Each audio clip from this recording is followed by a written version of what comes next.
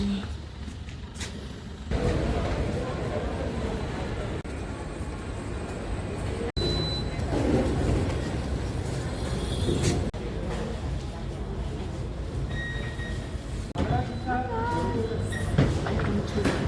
जय माता दी। इसका मुंडन होने वाला है दोस्तों, इसके बालों को गौर से देख लीजिए। आज रात तक ये गंजू पटेल हो सकता है अकॉर्डिंग टू आवर प्रेडिक्शंस। मैं आपको लेके जा रही हूँ अपने साथ वैष्णो देवी की यात्रा पर, और अभी मैं खड़ी हूँ जयपुर इंटरनेशनल एयरपोर्ट पर, और कुछ नहीं कह सकते कि फ़्लाइट मिलेगी नहीं मिलेगी। यही होता है जब स्टाफ ट्रैवल पे जा रहे होते हैं। एक रिस्क बना रहेगा कि लास्ट मोमेंट पे कह देंगे कि नहीं, या फिर मिल भी जाए, क्या पता। तो हमारी बोर्डिंग शुरू होने वाली है 10 मिनट के अंदर। लेट्स सी क्या होता है। क्या कर रहे हैं?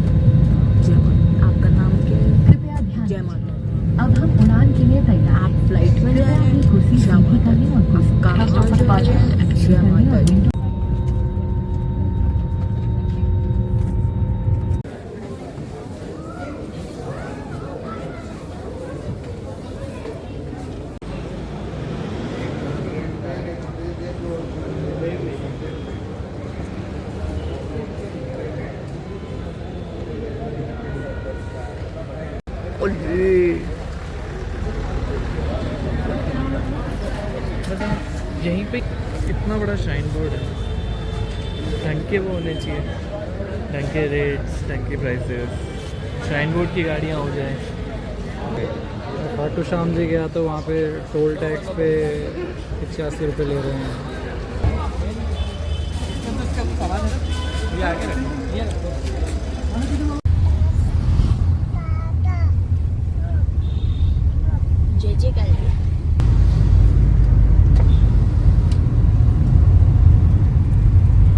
पता है उस पर क्या हुआ? एयरपोर्ट पे अपन लोग वहाँ खड़े हुए थे ना बोर्डिंग गेट पे, तो उसने बोला कि मैनेजर ने कि भाई आपकी सीट अभी पता नहीं क्योंकि भीड़ आ रही है अभी, तो देखते हैं आप पे दिल्ली एयरपोर्ट पे बोर्डिंग गेट पे जम्मू के लिए। तो मैंने ऋषि को बोला, मैंने कहा अगर माता जी का बुलावा है तो अपन को सीट मिल जाएगी। तो ऋषि अपने कान पे हाथ रख के बोला हाँ हाँ हाँ हाँ हाँ और इतने में वो बोली कि आपको 27 एको देना है। 27? इसने ऐसे हाथ ऐसे यूं किया अपने कान पे फोन के जैसे, मतलब ऐसे यूं करके, और बोला हाँ हाँ हाँ हाँ, और वो बोले कि 27 हेलीकॉप्टर भी करवा दे। पट्टी टॉपिक क्या है?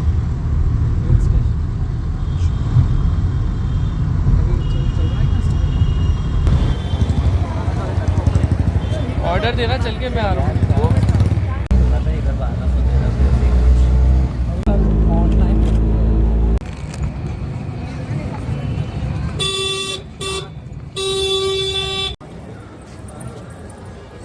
नहीं पहनेगी ना? हाँ ले लो।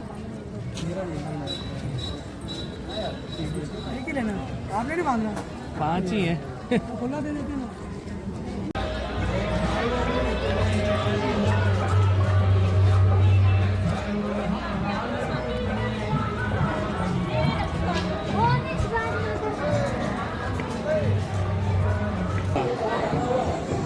इसका फोटो ले लिया।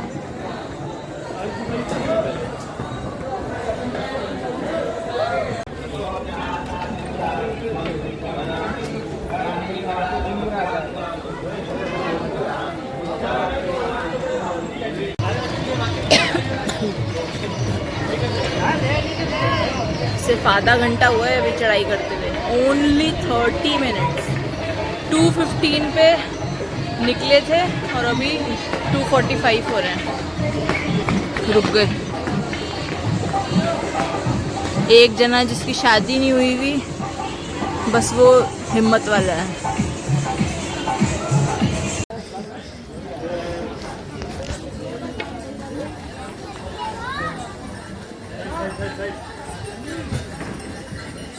इसके भी दबा दो।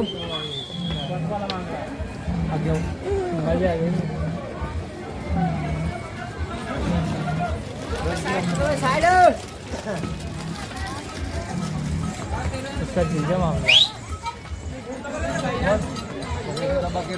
दर्द नहीं हो रहा तो हमारे क्यों हो रहा?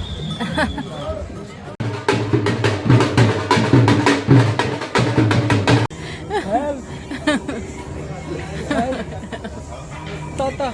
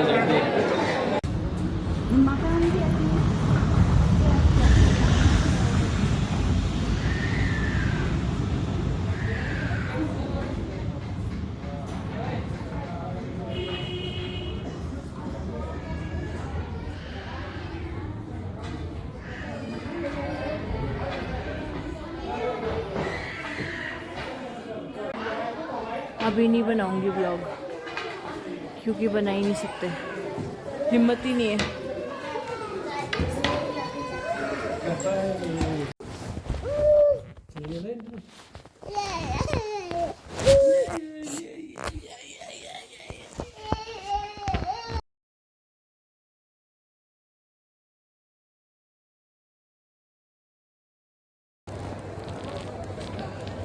गुड मॉर्निंग दोस्तों।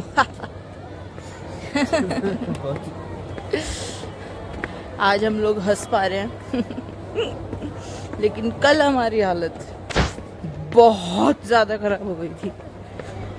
व्लॉगिंग तो बहुत दूर की बात है, सांसें आना मुश्किल हो गई थी पर लेकिन आज एक नई शुरुआत के साथ में मैं आपको यहाँ का व्यू दिखाना चाहूँगी। ये देखिए, मैं ऊपर आया हूँ, चलो कि जो स्टेज के ऊपर लिखा है वैष्णो देवी के दर्शन कर लीजिए दोस्तों। ये देखिए क्या मस्त व्यू में रुके हुए हम। कल क्या हुआ उसकी मैं कहानी आपको सारी की सारी बताऊंगी जब तक हम सीढ़ियाँ उतर रहे हैं तब तक। तो कल हुआ ये कि अच्छा अभी तो फिलहाल ब्रेकफास्ट की जगह आ गई, ब्रेकफास्ट करते करते बताऊंगी। ऐसे करते करते मेरा व्लॉगिंग करियर चौपट हो गया है।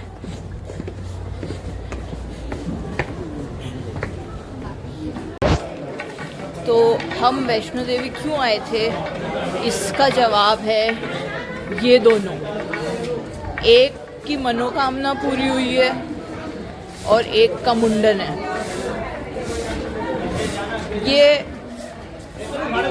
ये लड़का अफसर बन गया है, राजस्थान एडमिनिस्ट्रेटिव सर्विसेज में इसका सिलेक्शन हो गया है। इसने 2019 में ये मन्नत मांगी थी कि अगर मेरा सिलेक्शन हो जाएगा तो मैं वापस आऊँगा।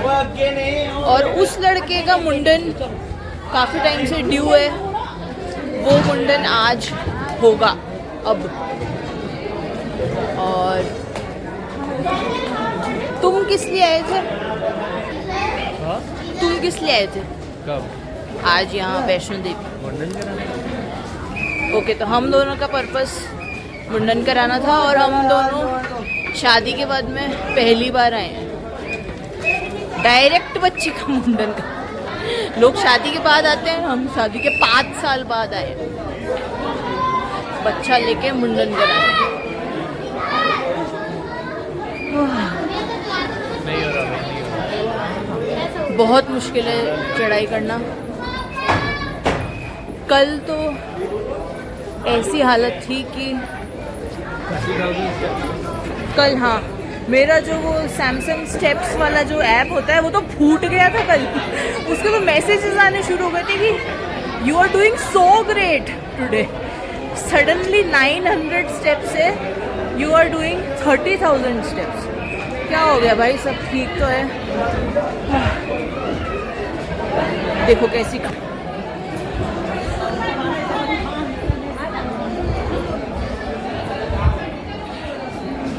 करते हैं लोग यात्रा, मेंटली प्रिपेयर्ड होके आते हैं इन सब चीज़ों के लिए। मैं लास्ट आई थी 2011 में, और वो भी शायद उस पे टट्टू पे बैठ के आई थी, या और अगर पैदल भी आई थी तो मुझे कभी इतना फील नहीं हुआ। लेकिन yesterday was struggling for all of us except my brother, क्योंकि वो जोश में था, वो मस्त बच्चा भी उठा रहा था और वो खुद भी भाग रहा था। लेकिन हम दोनों मियाँ बीवी की तो हालत ख़राब हो गई कल। और सिर्फ यही नहीं, बहुत सारी और भी चीज़ें थी, काफ़ी सारी चीज़ें डिसअपॉइंटिंग भी लगी। सर्विसेज अच्छी नहीं थी। हमें लगा था कि हर साल कुछ नया इम्प्रूवमेंट होगा, कुछ नया होगा, पर इलेक्ट्रिक व्हीकल की लाइन लगी हुई थी लंबी, धक्का मुक्की हो रही है, मारा पीटी हो रही है। और जब हम लोग लाइन में लगे हुए थे, 1.5 घंटा हो गया लाइन में लगे हुए, फिर उन्होंने कहा कि आपको गाड़ी नहीं मिलेगी। तो डिसअपॉइंटिंग था बहुत, ऊपर से सर्दी, बदन दर्द, बुढ़ापा।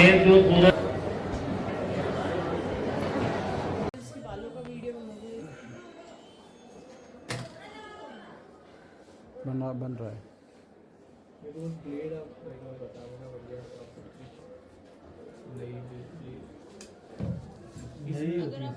इसमें वो तो नहीं लगा था डिटॉल से, ऐसे ही होता है, ऐसे ही होता है। बस ये अच्छे से करना तो क्योंकि हिलेगा ही। कपड़ा उपड़ा भी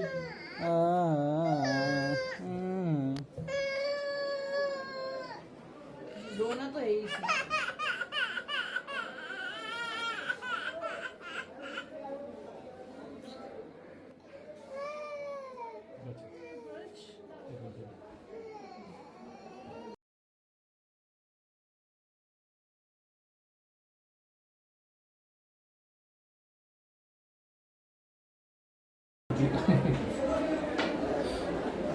नहीं उसको करा लिया।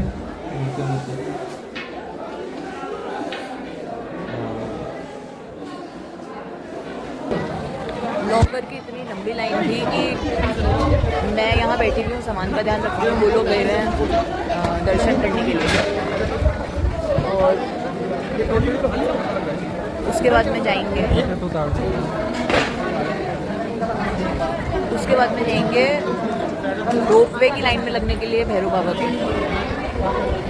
यहाँ पे हर बात की लाइन है, यहाँ पे लॉकर की, दर्शन की, ट्रॉली की, इलेक्ट्रिक गाड़ी, प्लस इतनी ठंड है।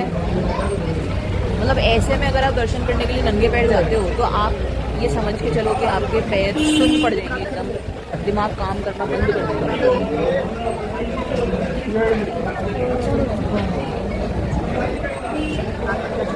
कल हम लोग 2:15 बजे नीचे से जब हमने चढ़ाई शुरू करी थी, वहाँ से एयरपोर्ट से कटरा के लिए गाड़ी ली, फिर कटरा पहुँचे मार्केट एरिया में, फिर वहाँ से डिसाइड किया कि चढ़ाई शुरू करेंगे। फिर सोचा कि अर्धकुमारी से गाड़ी ले लेंगे, तब तक पैदल चल लेते हैं। इतने में हमारी बैंड बज गई तीनों की, स्पेशली मेरी और वैभव की, हम दोनों की तो लग गई।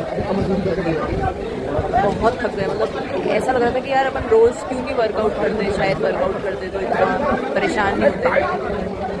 अर्धकुमारी तक इज़ लाइक 7 किलोमीटर का रास्ता नीचे एंट्रेंस गेट से अर्धकुमारी तक का। और अर्धकुमारी तक तो गिव अप कर दिया था हमने, ये सोच के कि अब इलेक्ट्रिकल गाड़ी ले लेंगे। इलेक्ट्रिक गाड़ी की इतनी लंबी भीड़ लगी थी, इतनी लंबी लाइन, उसमें खड़े हुए ये सोचा कि 5:30 बजे टिकट मिल जाएगा और गाड़ी से चले जाएंगे, पर वो टिकट मिला ही नहीं। उससे बोला स्लॉट सारे बुक हो गए, आपको गाड़ी नहीं मिलेगी। फिर हम खच्चर वाले के पास में गए कि तुम हमें ले चलो, उसने हमें मना कर दिया क्योंकि इतनी भीड़ थी, इतने सारे लोग थे कि उनके पास में भी अवेलेबिलिटी नहीं थी। फिर हमने डिसाइड किया कि अब अपन पैदल आए हैं आधे रास्ते, तो आधे रास्ते आगे का भी पैदल ही चलेंगे। फिर आधे रास्ते अर्धकुमारी से लेकर वैष्णो देवी तक जैसे तैसे मर मुरा के पैर दुखने लग गए, एक जने की नस पे नस चढ़ गई, घायल हो गए पूरे, पर पहुँच गए जैसे तैसे। जब मौसम चेंज में आओगे ना तो फिर तबीयत खराब हो जाती है। अर्धकुमारी तक थोड़ी स्टीप चढ़ाई थी और अर्धकुमारी के बाद से थोड़ी सी फ्लैट हो जाती, तो इतना मुश्किल नहीं रहता। फिर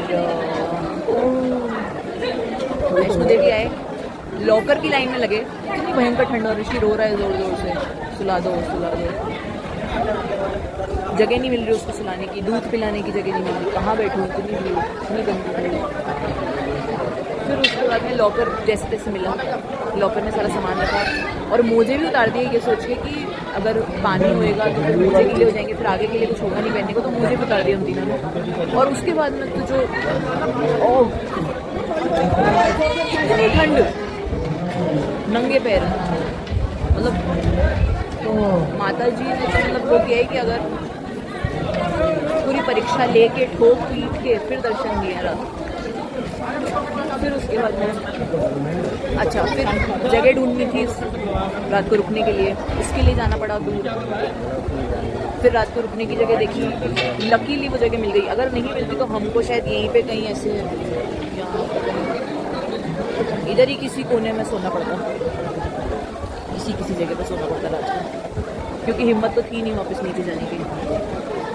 फिर ये लोग गए होटल देखने, तब तक मैं बैठी रही, ऋषि को लेके दूध पिलाई थी नीचे ज़मीन पे बैठ के कहीं पे एक जगह ढूंढ के साफ सफाई वाली।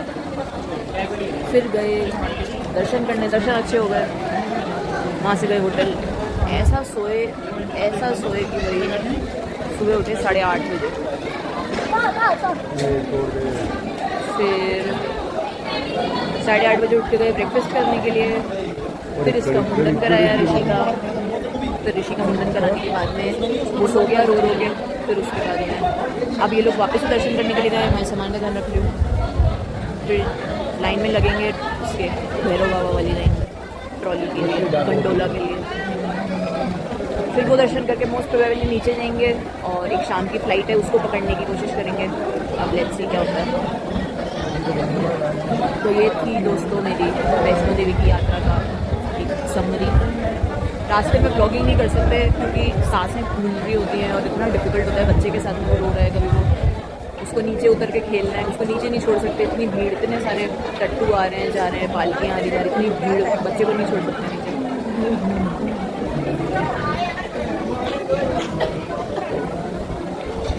स्ट्रगलिंग दिन था कल का, पर ठीक है, दर्शन अच्छे हो गए।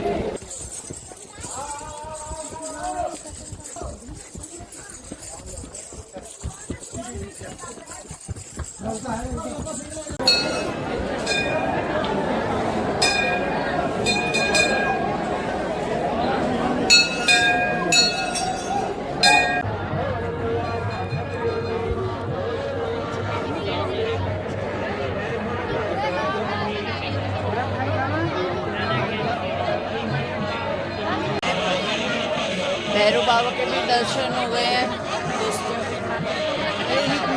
अब जाएंगे नीचे खच्चर से, 2 घंटे में पहुंचेंगे। व्यू बहुत अच्छा है लेकिन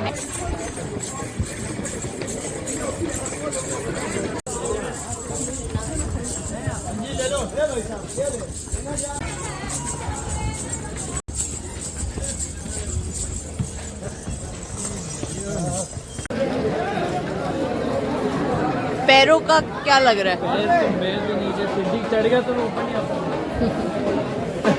चलो हो गया। वो छिड़क के एक पानी वो डाल दिया था ना। देख देख देख देख देख वो चढ़ना मेरे से कर।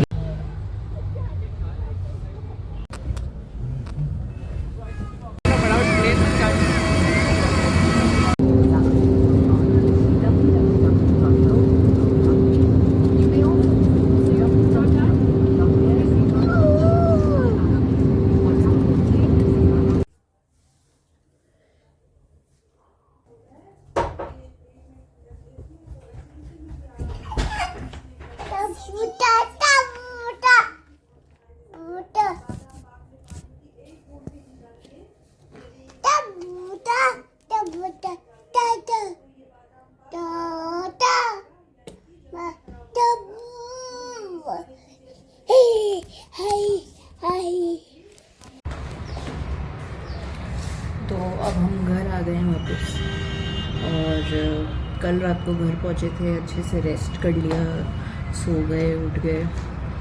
तो मैं जब व्लॉग की एडिटिंग कर रही थी तो मुझे लगा कि एक अच्छा कंक्लूजन होना बहुत इम्पॉर्टेंट है, और कंक्लूजन मैं ऐसे करूँगी ये बता के कि मुझे क्या क्या पता है वैष्णो देवी के बारे में।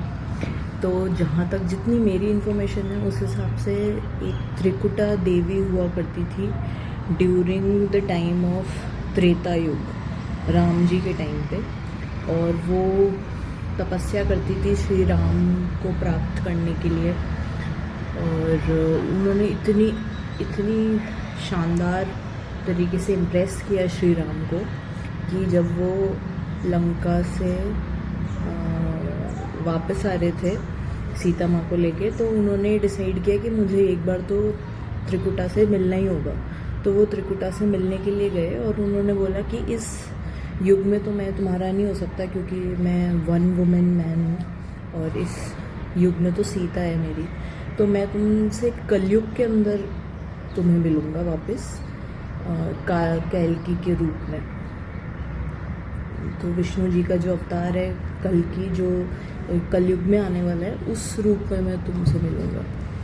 तो ऐसा कह के उन्होंने त्रिकुटा को समझाया और बोला कि तब तक के लिए तुम जम्मू कटरा के वहाँ पे पहाड़ों में बस जाओ, और धर्म कर्म का नाम हो, लोगों की रक्षा करो, धर्म की रक्षा करो, और गॉडेस सरस्वती, महाकाली और लक्ष्मी जी के रूप में तीन उसको रिप्रेजेंट करोगी, और वहाँ पे रहो। तो जब त्रिकुटा वहाँ पे रहने लगी, तपस्या करने लगी, तो वहाँ पे कोई भैरव बाबा जी आए और उन्होंने उनके साथ गलत व्यवहार करने की कोशिश करी, और उन्होंने उनका गला काट दिया महाकाली का रूप धारण करके, और वो गला कट के ऊपर की तरफ जाके गिरा, जो भी भैरव बाबा का जो मंदिर है ऊपर की तरफ, वहाँ पे।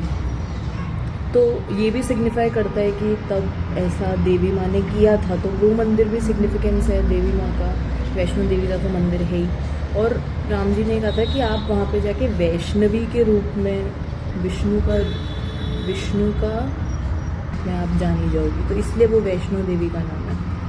तो ये तो एक छोटी मोटी हिस्ट्री है जो मुझे पता थी। और दूसरा, जो महाराजा गुलाब सिंह थे जम्मू के, जो सबसे पहले महाराजा थे, उन्होंने सबसे पहले वैष्णो देवी की यात्रा शुरू करवाई थी 1865 समथिंग, 19th सेंचुरी के अंदर ही।